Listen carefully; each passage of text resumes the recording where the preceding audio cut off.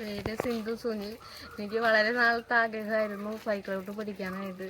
അപ്പം ഇങ്ങനെ ഒരു അവസരം ഇവിടെ മൂഴിക്കുളം ശാലയിൽ ഉണ്ടെന്ന് പറഞ്ഞു കഴിഞ്ഞപ്പോൾ സൈക്കിളോട്ട് പഠിക്കാനായിട്ട് ഞാൻ വന്നു.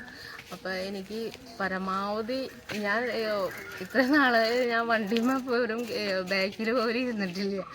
പണ്ട് സൈക്കിളിൽ വീണാറുണ്ട്, ആ ഒരു പേടിയാറുണ്ട്. പക്ഷെ ഇവിടെ വന്നപ്പോൾ ഇത്ര ആയത് തന്നെ എനിക്ക് വളരെ ഭാഗ്യമായിട്ട് തോന്നുന്നത്.